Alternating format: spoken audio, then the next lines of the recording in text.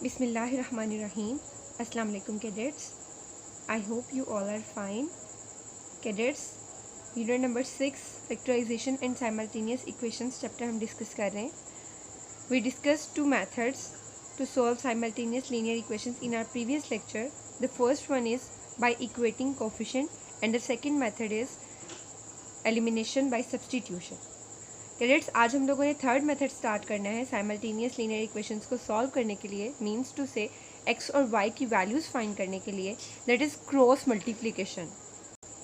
जब आप मेथड को एक बार अच्छे से अंडरस्टैंड कर लेंगे, method is a main and basic thing.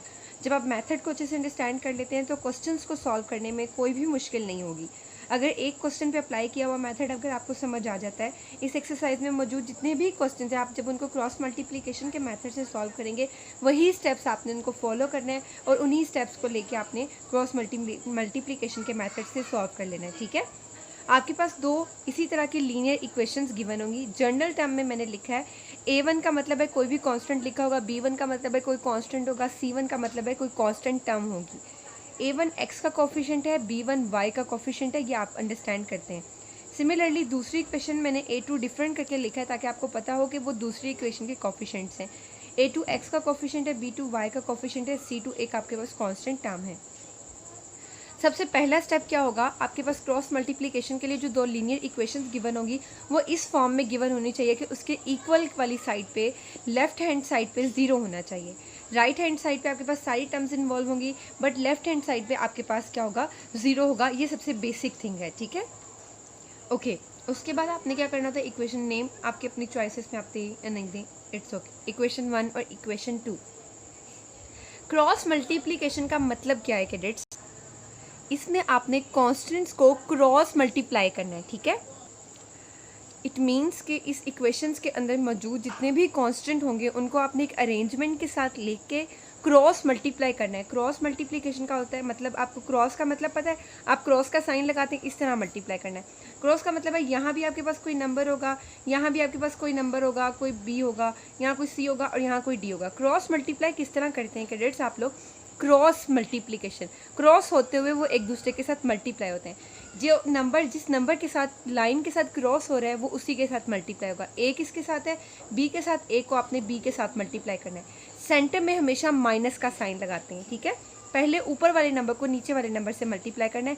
अगर आप बहुत सारे कैडेट्स मिस्टेक करते हैं, वो नीचे वाले नंबर को ऊपर वाले नंबर से मल्टीप्लाई कर देते हैं, वो रॉन्ग होगा. ठीक है, पहले स्टार्ट करना है यहाँ से, ऊपर वाले नंबर को नीचे मल्टीप्लाई करना है, ए को बी से. सेंटर में माइनस का साइन आएगा हमेशा, बिकॉज आप ऑपोजिट डायरेक्शन में मूव कर रहे हैं. उसके बाद सी को डी से मल्टीप्लाई करना है, बिकॉज सी डी के साथ मैच हो रहा है क्रॉस के थ्रू, तो सी को आपने डी से मल्टीप्लाई करना है. This type of multiplication is called cross multiplication. ठीक है, सो इसी तरह हम लोगों ने कोफिशिएंट्स कांस्टेंट्स को मिला के मल्टीप्लाई करना है. इसको लिखने का एक स्पेशल प्रोसीजर है, वो मैं साथ साथ आप लोगों को बताती हूँ और साथ साथ हम लोग क्वेश्चन को स्टार्ट करते हैं. ठीक है, आपने सबसे पहले कोफिशिएंट देखने हैं, एक्स के कोफिशिएंट. दोनों इक्वेशंस को अरेंज करके लिख दिया. जो पहले लिखी है वो पहले ही लिखी रहेगी, जो दूसरी है वो दूसरी प्लेस पे ही रहेगी. एक्स के कोफिशिएंट्स कौन से हैं, ये पहले वाले एक्स के कोफिशिएंट और ये दूसरा. सिमिलरली वाई के कोफिशिएंट इंक्लूडिंग साइन, अगर यहाँ माइनस होता है तो वाई का कोफिशिएंट -b1 होता और साथ में कांस्टेंट टर्म्स ये वाली हैं. ठीक है, सो क्वेश्चन स्टार्ट करते हैं और साथ साथ मैं मेथड को रिवाइज करते चली जाऊँगी और हम इसके क्वेश्चंस के ऊपर अप्लाई करेंगे उन मेथड्स और उन स्टेप्स को. सबसे पहला मैंने क्या बताया था कि आपके पास इक्वल में 0 होना चाहिए, जबकि यहाँ मेरे पास इक्वल में 11 और 10 लिखा हुआ है. कैडेट्स, आपने सबसे पहला क्या काम करना है, इक्वेशन को अरेंज करना है. अगर आपके पास ये कांस्टेंट इधर वाली साइड पे हो और यहाँ पे 0 लिखा हो तो वेल एंड गुड. अगर नहीं तो हम खुद अरेंज कर सकते हैं. +11 ऑपोजिट साइड पे जाके -11 हो जाएगा, +10 ऑपोजिट साइड पे जाके -10 हो जाएगा. तो आप यहाँ पे लिख दें बाय रीअरेंजिंग इक्वेशन, या फिर लिख दें रीअरेंज द इक्वेशन. हम इक्वेशन को रीअरेंज कर रहे हैं. रीअरेंज का मतलब है +11 है, मुझे लेफ्ट हैंड साइड पे 0 चाहिए, तो ऑपोजिट साइड पे आके -11 हो जाएगा राइट हैंड साइड पे आके और यहाँ पे 0 आ जाएगा. ठीक है, सिमिलरली इस इक्वेशन को भी आप इसी तरह सॉल्व करेंगे. +10 ऑपोजिट साइड पे आके -10 एंड देन इक्वल्स टू 0. अब देखें एग्जैक्ट ये वही वाली फॉर्म वाली इक्वेशन बन गई. अब इनको जो लिखने का प्रोसीजर है वो प्रोसीजर आपने अच्छे से अंडरस्टैंड करना है। क्वेश्चन के थ्रू समझा रही हूँ, जनरल टर्म में समझाती तो बहुत सारे कैडेट्स कंफ्यूज हो जाते हैं, ठीक है। क्वेश्चन के थ्रू जब आप एग्जाम्पल के थ्रू समझते हैं तो आपको ज़्यादा अच्छे से और क्लियर वे में समझ आ जाएगी। साथ साथ आपको मेथड बताती जाऊंगी और साथ साथ हमारा क्वेश्चन सॉल्व होता जाएगा, ठीक है। आपने उन स्टेप्स को अच्छे से अंडरस्टैंड करना है और यही इन्हीं स्टेप्स पे पूरे क्वेश्चन, पूरी एक्सरसाइज के क्वेश्चंस को आप क्रॉस मल्टीप्लिकेशन के मेथड से सॉल्व कर सकते हैं। सबसे पहले कैडेट्स आपने x के कोफिशिएंट्स लिखने हैं। सबसे पहले क्या करना है, जिस तरह आपके पास इक्वेशन गिवन है ना, जिस अरेंजमेंट में, उसी अरेंजमेंट में हमने क्या करना है, उनके कोफिशिएंट को लिखना है थोड़ी सी स्पेस के साथ अरेंज करके, ठीक है। तो पहले x के कोफिशिएंट जैसे लिखे हुए हैं, जो ऊपर है उसको ऊपर ही और जो नीचे लिखा हुआ है उसको वैसे ही लिखना है। x 2 5 है तो आपने कैडेट्स यहाँ पे क्या लिख दिया 2 और यहाँ पे लिख दिया 5, ठीक है। 2 और 5 x के कोफिशिएंट लिख दिए। देन आपके पास किसके कोफिशिएंट है, y के, वो है -7 -10। ये सॉल्व करने का तरीका है, मेथड है, ठीक है। -7 और -10 मैंने लिख दिया। लास्ट पे आपके पास कांस्टेंट है, उन कांस्टेंट्स को भी हमने लिखना है -11 एंड -10। यहाँ पे एक बार आपने क्या किया है, इन शॉर्ट आपने इनमें से वेरिएबल्स को स्किप करके जस्ट कांस्टेंट को लिखा है, थोड़ा सा गैप एक्स्ट्रा देके, ठीक है, थोड़ा सा गैप देके, क्योंकि बिकॉज ये क्रॉस मल्टीप्लिकेशन है, मुझे क्रॉस मल्टीप्लाई करना है, इसलिए मैं थोड़ी स्पेस देके लिख रही हूँ, ठीक है। अब आपने क्या करना है कैडेट्स, इन्हीं को दोबारा उठा के सेम यहाँ पे लिख देना है। अगर आप चाहे तो यहाँ से देख के दोबारा लिख दें 2 5 -7 -10 -11 -10। नहीं तो आप सिमिलरली जो मैंने यहाँ पे नंबर्स लिखे इन्हीं को उठा के दोबारा यहाँ पे लिख दूंगी, जिस अरेंजमेंट से मैंने ये लिखे। पहले x के कोफिशिएंट 2 5, फिर y के कोफिशिएंट -7 -10, बिल्कुल इसी तरह, और लास्ट पे कांस्टेंट था ये -11 -10। आप इस तरह भी कह सकते हैं, आपने इसी को उठा के दोबारा यहाँ पे लिख दिया, ठीक है। सबसे पहला काम आपने यही करना है हर क्वेश्चन में, आपने कोफिशिएंट्स को लिखने हैं x के, फिर स्पेस देके y के कोफिशिएंट एंड देन कांस्टेंट, और फिर इन्हीं को दोबारा लिख दिया, ठीक है। अब आपने क्या करना है, पहले और आखिरी कॉलम को हाइड करना है। कॉलम का मतलब होता है जो वर्टिकल होता है, इस तरह वर्टिकल अप टू डाउन, ये कॉलम होता है, ठीक है। अगर ऐसे बात करूँ तो ये रो है और ये कॉलम है, हॉरिजॉन्टल रो होती है, वर्टिकल कॉलम होता है। पहले और आखिरी कॉलम को आपने हमेशा हर क्वेश्चन में क्या करना है, हाइड कर देना है। पहला कॉलम है ये, इधर से लाइन लगा दी, लास्ट कॉलम है ये, इधर से एक लाइन लगा दी।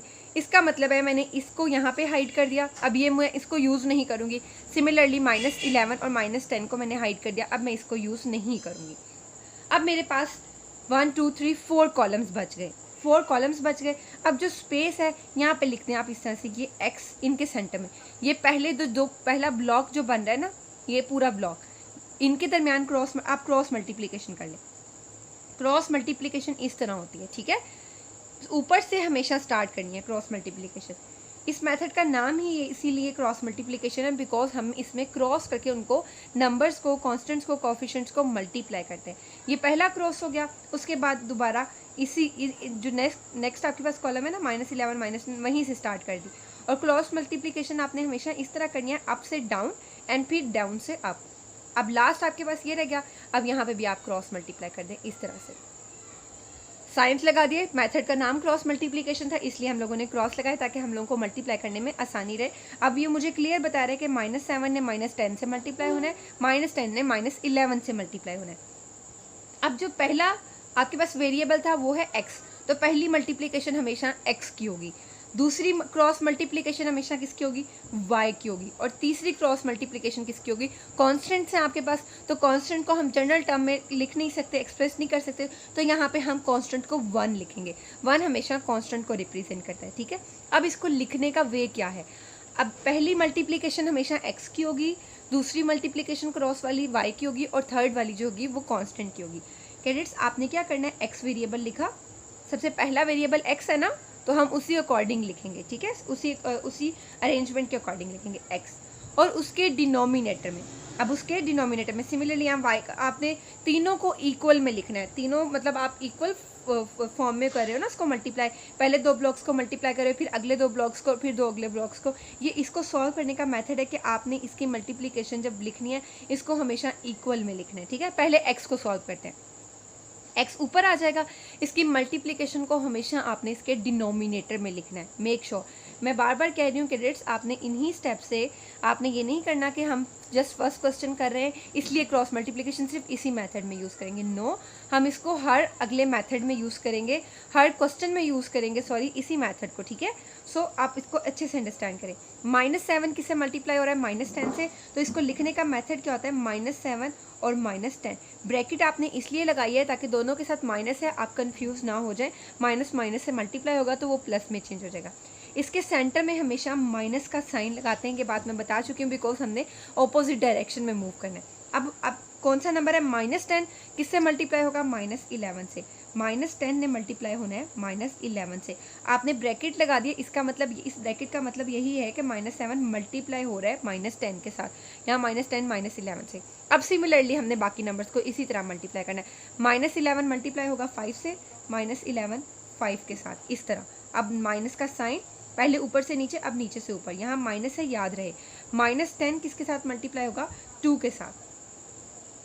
-10 मल्टीप्लाई होगा 2 के साथ। फिर अगेन लास्ट पे आपके पास कांस्टेंट था, अब ये लास्ट वाला, अब ये सारे हाइड हो जाएंगे आपके पास, ये वाले सारे हाइड हो जाएंगे बैक वाले, सिर्फ लास्ट वाले कॉलम को देखना है। 2 -10 से मल्टीप्लाई होगा, 2 मल्टीप्लाई होगा -10 से। सेंटर में हमेशा माइनस का साइन आएगा, ठीक है। उसके बाद 5 मल्टीप्लाई होगा -7 से, 5 मल्टीप्लाई होगा -7 से। आगे सारा काम बहुत आसान है, कुछ भी मुश्किल नहीं है, आगे जस्ट हमने इसको मल्टीप्लाई करना है। बस ध्यान रहे प्लस और माइनस की मिस्टेक नहीं होनी चाहिए। प्लस और माइनस की मिस्टेक से आपका पूरा का पूरा क्वेश्चन जो है रॉन्ग हो जाता है। ये चीज़ आप लोगों को क्लियर होगी आपके माइंड में, ठीक है। अब हमने सिंपली क्या करना है कैडेट्स? मल्टीप्लाई करना है। अब आप मल्टीप्लाई करें, x है इसके नीचे, माइनस माइनस क्या हो जाएगा? +7 7 को 10 से मल्टीप्लाई करूँ तो 70 में डायरेक्ट लिख रही हूँ, ठीक है। माइनस माइनस का साइन मल्टीप्लाई होने पे क्या हो जाएगा? प्लस हो जाएगा। फिर सेंटर वाला minus as it is, -10 minus minus minus क्या हो जाएगा? +10 को 11 से मल्टीप्लाई किया तो 110, या आप सॉल्व कर सकते हैं, ठीक है। ये मैंने ब्रैकेट में लिखा है, आप चाहें तो वैसे भी लिख सकते हैं, इज इक्वल का साइन। अब बहुत सारे कैडेट्स के माइंड में आएगा ये माइनस और ये माइनस कहाँ गया? ये माइनस इस माइनस के साथ मल्टीप्लाई हुआ है, माइनस माइनस के साथ जब मल्टीप्लाई होता है that will always turn into positive sign, okay. अब यहाँ सिर्फ -11 के साथ है, 5 के साथ नहीं है, तो +5 के साथ जब -11 मल्टीप्लाई होगा तो जो आंसर आएगा वो माइनस में आएगा, -55, ठीक है। अब सेंटर वाला माइनस आप एज इट इज़ लगाएं। अब -10 है, इसको जब 2 से मल्टीप्लाई करना है, -10 को 2 से मल्टीप्लाई करें तो आपके पास क्या आ जाएगा? -20 आ जाएगा, ये इस तरह से, ठीक है। ये माइनस सेंटर में करके लगा दो, ओके। इक्वल, अब लास्ट पे कांस्टेंट को सॉल्व कर ले। +2 -10 जब मल्टीप्लाई होगा तो ये क्या हो जाएगा? -20। माइनस का साइन है, 7 से मल्टीप्लाई होगा तो क्या हो जाएगा? 5 7 से 35, और माइनस का साइन आएगा क्योंकि 5 पॉजिटिव है, एक साइन पॉजिटिव है और एक नंबर नेगेटिव है, तो पॉजिटिव जब नेगेटिव से मल्टीप्लाई होता है तो आंसर में माइनस आता है, जबकि यहाँ दोनों नेगेटिव थे इसलिए आंसर क्या हो गया था? पॉजिटिव में टर्न हो गया था। अब हम इसको सिंप्लीफाई करेंगे। जस्ट सिंप्लीफाई किस तरह से करना है? आपने x डिवाइडेड बाय 70 - 110, 70 में से 110 माइनस करनी है, आपके पास क्या आ जाएगा? -40 आ जाएगा, ठीक है। सिमिलरली यहाँ -55, अब देखें माइनस है और ये ब्रैकेट के अंदर है, मैंने इसीलिए ब्रैकेट इन्वॉल्व की थी ताकि आपको पता हो कि माइनस ब्रैकेट के अंदर जब इसने मल्टीप्लाई होना है इसके साथ, ठीक है। तब मल्टीप्लाई होगा तो साइन चेंज हो जाएगा, माइनस माइनस क्या हो जाएगा? +20 आ जाएगा, इज इक्वल का साइन। अब इसको सॉल्व कर ले, -20 और ये भी माइनस, अंदर माइनस था आपके पास, माइनस माइनस क्या हो जाएगा? प्लस, तो यहाँ आपके पास क्या आ जाएगा? +35। यहाँ क्यों नहीं साइन चेंज हुआ? क्योंकि यहाँ पे माइनस था, ये ऑलरेडी माइनस और माइनस मल्टीप्लाई होकर 110 हो गया था पॉजिटिव। अब जब इस माइनस से मल्टीप्लाई हो रहा था तो यहाँ पे तो माइनस ही आना था, 70 - 110। आई होप आप लोगों ने इस स्टेप को अच्छे से अंडरस्टैंड कर लिया होगा। अब आप लोगों ने फर्दर इसको सॉल्व करना है, फर्दर इन्हीं स्टेप से हम लोगों ने सॉल्व करना है। x is equals to -40 is equals to y equal to -55 + 20, solve करें तो -35 आ जाएगा, ठीक है। -20 + 35 + 35 बड़ा है, 35 के साथ पॉजिटिव साइन है तो यहाँ पे 15 आ जाएगा, जबकि यहाँ 55 बड़ी वैल्यू थी, उसके साथ माइनस का साइन था, इसलिए आंसर में आपके पास क्या आया है? माइनस का साइन है। अब यहाँ से मैं आपको एक जनरल वे में बात बता दूं कि आपके पास तीनों में क्या है? इक्वल का साइन है। अगर मैं यहाँ पे ये चीज़ लिखूँ इस तरह आपको समझाने के लिए, तो इसका मतलब क्या है कि A भी C के इक्वल है और B भी C के इक्वल है। ये जस्ट मैंने आपको समझाने के लिए बताया, ठीक है। 2-3 टर्म्स लिखी हो, उनके दरमियान इक्वल का साइन हो, इसका मतलब है A B के इक्वल है, B C के इक्वल है, इसका मतलब है A भी C के इक्वल है, ये भी 2 है, ये भी 2 है, ये भी 2 है, ठीक है। आंसर मतलब तो यही है ना, इक्वल का मतलब है कि सेम आंसर है। सो ए बी सी के इक्वल होगा, बी बी सी के इक्वल होगा। सो ये मैंने क्यों बताया, क्योंकि हमें एक्स और वाई की वैल्यू फाइंड आउट करनी है। एक्स और वाई की वैल्यू फाइंड करनी है, इसलिए हमने कांस्टेंट को पहले एक्स वाली वैल्यू को कांस्टेंट के इक्वल रखना है एंड सिमिलरली वाई वाली वैल्यू को कांस्टेंट के इक्वल रखना है, और हमारे पास क्या आ जाएगा, आंसर आ जाएगा। आप इस तरह से लिखेंगे एक्स ओवर -40 इक्वल्स टू 1/15। आप सेंटर में लाइन भी लगा सकते हैं, y ओवर -35, इसको भी हमने इस कांस्टेंट के इक्वल लिखना है इस तरह से, ठीक है। ये जस्ट मैंने आपको एडिशनल बताया, आप चाहें तो इसको क्वेश्चन के अंदर इन्वॉल्व ना करें, ठीक है। अब आपने इसको जस्ट सॉल्व करना है। एक्स, हमें सिर्फ एक्स की वैल्यू चाहिए, नीचे -40 डिवाइड हो रहा है तो ऑपोजिट साइड पे जाकर क्या हो जाएगा, मल्टीप्लाई होगा। ये -40 इधर आके आपके पास इस तरह से मल्टीप्लाई हो जाएगा, ठीक है। -40/15 आपके पास आ जाएगा। जिन कैडेट्स को क्रॉस मल्टीप्लिकेशन की समझ आ गई है उन्हें अच्छे से पता चल गया होगा कि -40 को मैंने 1 के साथ क्या किया, मल्टीप्लाई कर दिया। सिमिलरली यहाँ मुझे y चाहिए, -35 डिवाइड हो रहा है, ऑपोजिट साइड पे जाके ये 1 के साथ क्या हो जाएगा, मल्टीप्लाई हो जाएगा ऊपर न्यूमरेटर के साथ, तो -35/15 आ जाएगा, ठीक है। अब आप लोगों ने क्या करना है, इसको सॉल्व करना है। -40/15 है तो -40/15 हमारे पास कैंसिल हो सकता है, येस ये आपके पास कैंसिल हो सकता है 5 के टेबल पे। 5 3 से 15, 5 8 से 40, -8/3 आ जाएगा। Similarly y is equals to, ये भी 5 के टेबल पे कैंसिल होगा, -7/3 आ जाएगा। ये आपके पास इस तरह से 5 3 से 15 एंड 5 7 से 35। आंसर के साथ माइनस आएगा बिकॉज यहाँ टर्म्स नेगेटिव थी। सो सोल्यूशन सेट अब आपके पास क्या आ गया cadets, solution set. Solution set का लिखने का तरीका मैंने आप लोगों को बताया था। सोल्यूशन सेट को आप किस तरह से लिखते हैं, ब्रैकेट में लिखते हैं इस तरह से, और पहली वैल्यू हमेशा x की लिखनी है -8/3 और दूसरी हमेशा y की लिखनी है -7/3, और ये हमारे पास क्या है, इसका सोल्यूशन सेट आ गया। आई होप आप लोगों ने इसको बहुत अच्छे से अंडरस्टैंड कर लिया होगा। और ये यहाँ तक हमारे पास जो left hand side is equals to right hand side verification का प्रोसेस है, वो आप क्या करेंगे, कोई भी एक इक्वेशन लें, उसमें x और y की वैल्यू सब्सटीट्यूट कर दें, उसको सॉल्व कर लें। चलिए मैं आपके लिए एक वेरिफिकेशन कर देती हूँ ताकि आप लोगों को समझ आ जाए कि हमारे पास जो x और y की वैल्यू है वो बिल्कुल एग्जैक्ट वैल्यू आई है, ठीक है। लेकिन वेरिफिकेशन की अगर क्वेश्चन में डिमांड हो तो आप करेंगे, अगर डिमांड नहीं है और आपके पास पेपर में एक्स्ट्रा टाइम है तो आप इसकी वेरिफिकेशन कर सकते हैं, बिकॉज इससे आपको ये अंदाज़ा हो जाता है कि आप लोगों की वैल्यूज़ जो आपने फाइंड की हैं वो बिल्कुल करेक्ट हैं, ठीक है। अब आप क्या करेंगे, x की जगह क्या पुट कर देंगे, यहाँ पे आप लोगों ने लिखना है put x is equals to -8/3 and y is equals to -7/3। x की वैल्यू है -8/3 और y की वैल्यू है -7/3। ये पुट करने पे -8/3 -7 है और -7/3 इसकी वैल्यू y की जगह और इज इक्वल टू 11। इसको सॉल्व करूँ तो आंसर 11 के इक्वल आना चाहिए। 2 8 जा 16, -16/3। माइनस माइनस से मल्टीप्लाई हो रहा है, जब भी मल्टीप्लाई होगा that will always turn into positive sign. 7 7 जा 49 डिवाइडेड बाय 3। अब आप इसको सॉल्व कर ले, 3 आपके पास क्या आ जाएगा, एलसीएम इक्वल 11 आप ऐसे ही लिखा रहने दें, ठीक है। -16 + 49, तो जब आप इसको सॉल्व करेंगे -16 + 49 that is equals to 33/3 is equal to 11। तो जब आप इसको कैंसिल करेंगे 3 1 जा 3 एंड 3 1 जा 3 3 1 जा 3, तो आपको पता चल गया 11 is equals to 11 which is true आपके पास सेटिस्फाई हो गया, इसका मतलब वेरिफिकेशन ट्रू है। सो ये आपके पास सोल्यूशन सेट है वो बिल्कुल करेक्ट है। आई होप आप लोगों ने इस क्वेश्चन को अच्छे से अंडरस्टैंड कर लिया होगा। प्रैक्टिस लाजमी करनी है, मेथड को एक बार रिवाइज करने के लिए वीडियो को दोबारा सुन लीजिएगा ताकि आप लोगों को अच्छे से समझ आ जाए। ओके कैडेट्स, अपना ख्याल रखिएगा, स्टे ब्लेस्ड, अल्लाह हाफिज़।